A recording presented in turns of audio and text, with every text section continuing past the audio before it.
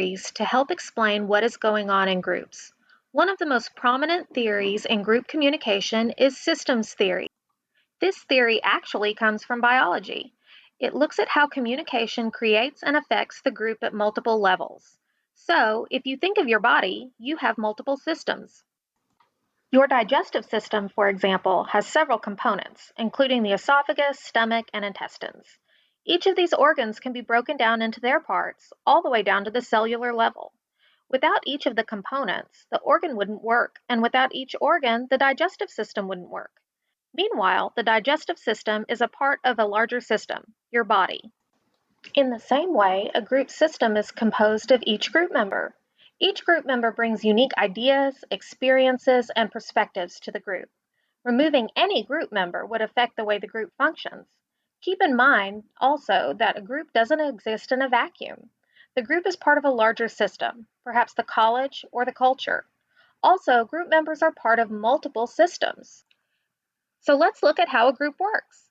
Systems theory looks at a group's process in three phases: input, throughput, and output. In the first phase, input, the group may gather information about a task. What do they know about it? Do they need to gather information?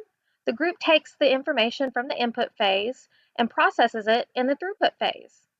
This is when the group uses its critical thinking and problem-solving skills to discuss ideas and information and think about how to solve problems. Finally, the group produces the output, or product of their work. The results could be tangible products or even group members' feelings about the group project.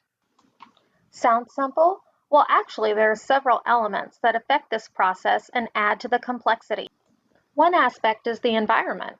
The group that meets face-to-face is affected by the environment differently than the group that meets only online. There are also external systems in the environment that affect the group. Perhaps the college as a whole, other classes could affect members of the group. The degree to which the group interacts with the environment determines whether it is an open system or a closed system. When a group is relatively isolated, it's a closed system. But the more the group is affected by the environment, the more open it becomes. For example, a college intramural team might be relatively closed. They show up, they play a game, they go home. But a college's NCAA teams are affected by much more. They have to abide by NCAA rules, their college expectations, the media, fans, game tape. They're constantly taking information in from the outside. This is what makes them an open system. Another important element of systems theory is interdependence.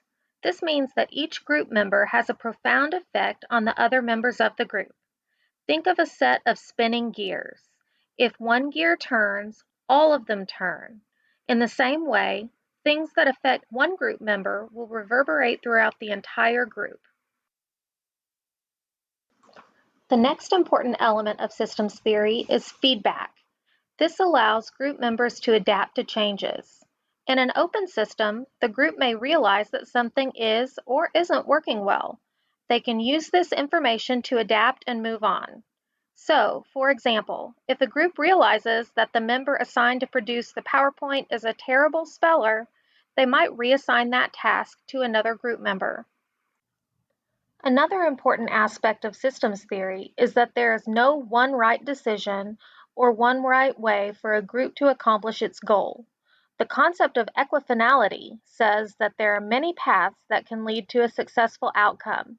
What's important is that the group finds the path that works best for its members. Finally, synergy is a major element of systems theory. Synergy is the idea that the capacity of the group is more than the sum of the individual members' capabilities. So all of the members have their own capabilities, talents, and ideas. But by discussion and working together, the group draws from all of the individuals and produces new ideas or outputs that the individuals would never be able to produce on their own. The point of systems theory in general is the idea that groups are complex. They can take advantage of the individual's diversity of ideas, talents, and experiences, but this does not happen in a vacuum. Groups will always be affected by their environments.